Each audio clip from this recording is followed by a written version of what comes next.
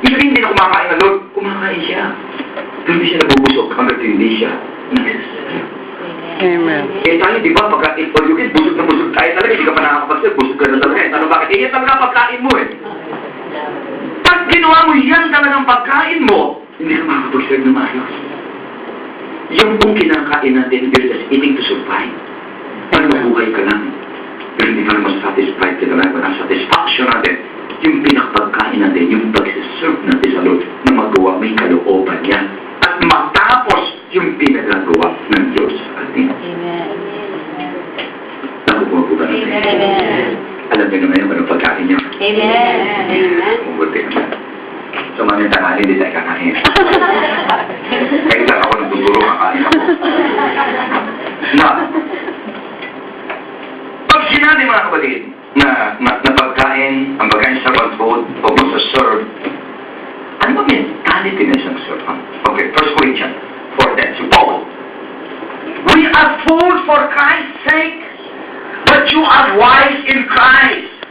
We are weak, but you are strong.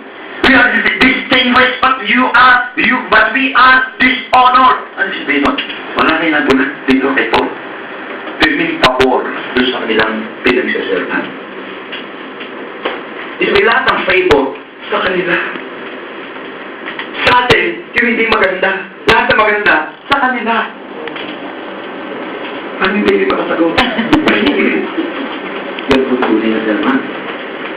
Hindi po. Di ba tayo minsan nakikipag-away pa tayo? Kasi hindi maganda yung servan. Siya yung maganda sa akin, hindi. Di pwede yan. Ano maganda sa akin? Siya yung hindi. Hindi ganun sa servan. Sa servan po yung pabor sa kanila. Yung makabubuti sa kanila. Yung mga kasama natin. Kaya sa kanila, sila, ano sabi niya? You were wise. We are not. For Christ said, but you are wise in Christ. We are weak, but you are strong. Kami mahina, kayo malakas. You are distinguished, kilala kayo, but you are dishonored. Kami minamali, kayo tinataas. Yun po ang servant. Ang gusto mo yung pinaglilingkuran mo, ang siyang makinabang. Yung pinaglilingkuran mo, ang siyang mapaayos. Yung pinaglilingkuran mo, ang siyang mapabuti. Yung pinaglilingkuran mo, ang makilala. At ikaw ang maibaba. Yun po ang servant. I don't know kung ma-absorb yung tumatali, pero we have to rely upon that as a worker, we have to absorb it. Amen. Kaya ma-absorb po natin bilang worker po. Yan ang tuloy ng worker, that's what ang tuloy ng pastor. We have to shout, praise the Lord. Praise the Lord. Kami sa kami mga pastor, napakain nag-praise lang kami. But ganito, nag-serve ba tayo yung sa nangyayari sa atin? Paano servant kayo? Pag hindi nangyari sa'yo, ang puro ginhawa ka, hindi ka servant. Amen. Totoo. Kasama po ang ibat yan. For information sa akin lang po, at the age of 48, sabihin nyo, 40, and then magpo-49 na tao na magpo-48. Kasi sabihin nyo, Webes, nag-praise ako. CBS, upukang buwisyon pagkat CBS. Sunday, revival, Holy Ghost lang naman, revival ng Beijing. Lunes, praise ulit, dito sa natin. Martes, tuloy ako, dalawang subject pa. Pero maligaya ako eh. Ang tanong bakit? Kailangan ko mag-serve eh. Kaya isa nakakadama ako sa katawan ko, parang iniinda ko na rin, pero hindi pwede. Kailangan kayo lumakas eh. Kahit mahina ako, kailangan nyo lumakas. Kahit alam ko gusto nyo akong balakasin. Pero mas gusto ko kayo ang balakasin. Hindi pa rin na mahina ako.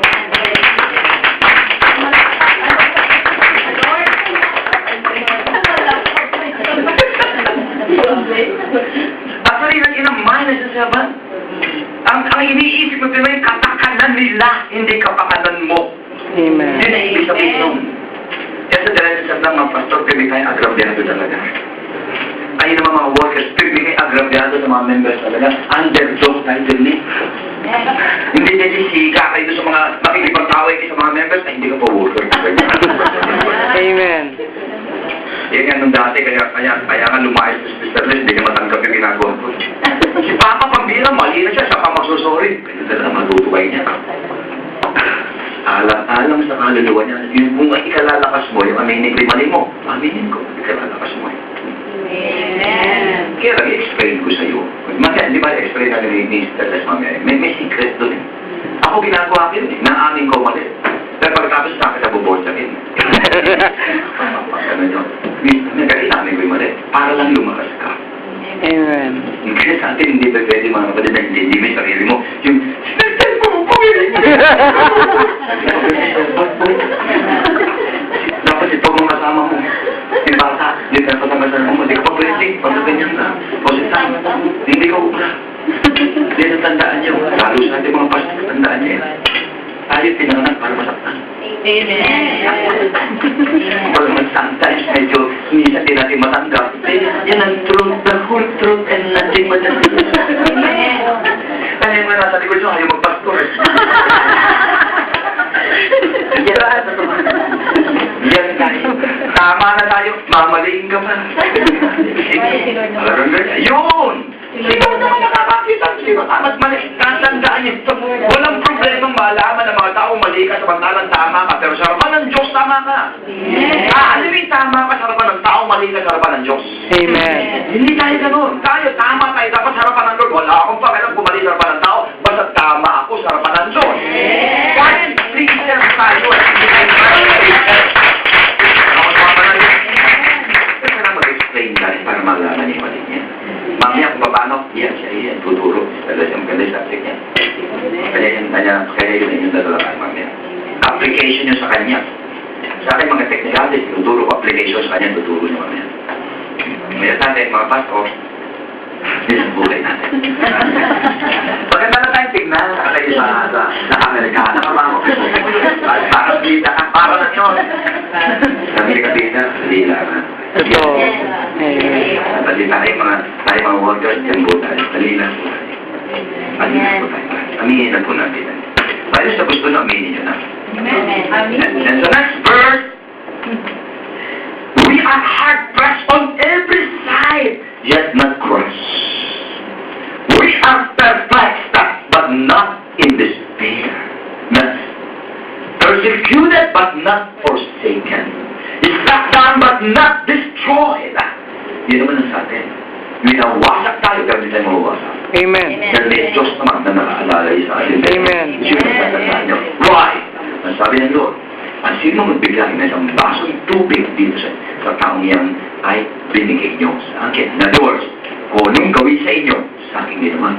Amen. Ano yung ginagawa natin para matanggap nyo? Huwag yung isipin sa inyo ginagawa. Ang kay na namin nasasaktan eh. Ang kay na may isa tayong pastor, ganyan. Ini-encourage ko maigi.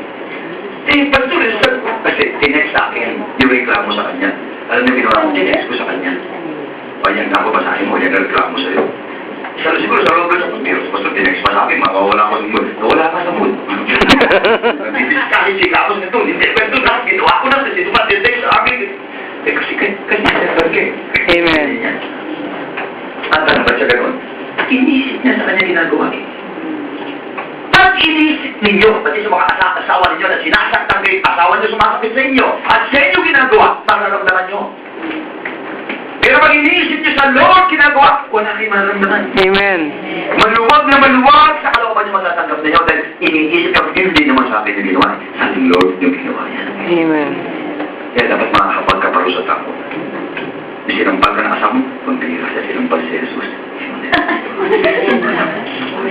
Amen. Hindi nabigay ng sweldo, ay, hindi binigyan si Jesus. Kaso, ano ginagawa? Pag sinampal ka, ba't mo ako sinampal? Ayun, kaya nga natandaan. Ba't hindi mo ako binigyan ng pera? Ako! Ayun, kanya ka natandaan. Subukan mo lahat ng gagawin sa'yo na hindi maganda. Lord, maganda naman. Kawawa naman siya. Ngayon sinatin ulit, pag binigay, sinampal kayo, bibigay pa yung kanan eh. Hindi naman ako eh. Sa Lord mo ginawa yan eh. Baka naman sabihin mo, sa Lord mo ginawa eh, kawawa ka sa Lord, baka patayin ka sa Lord. May ibig sabihin, makakapag ka. Doon ka papasok makapag sa'yo eh. Kasi makakita mo, doon papasok yung patawarin mo siya. Hindi niya agad, hindi niya ginagawa. Why? Kaya hindi sinabi yun, makapako siya. Lord, patawarin mo sila. Hindi naman sa akin ginagawa to sa'yo, nagkasakit kayo. Ikaw ang ginaganito, Lord. Yung katawan mo ginaganito, Lord. Yung katawan mo, binaboy nila, winasak nila, Lord. Hindi ako. Kaya patawarin mo sila, hindi na alam yung ginagawa nila. Ganun dapat. Because we have Christ in us. Nasa atin ang Lord eh. So, anything na gawin sa atin, hindi sa atin ginagawa sa Lord. Asawa niya mabunganga. Lord, binubungangaan ka ho. Ayun. Baka sabihin, Lord, binubungangaan ka o sa mga bunganga na siya mo. Hindi sa'yo. Sa Diyos ginagawa. Bakit? Servant ka eh. Ikaw, servant. Nakukuha mo namin. Amen. Everybody shout, praise the Lord. Praise the Lord. Everybody shout, amen. Amen. Bakit?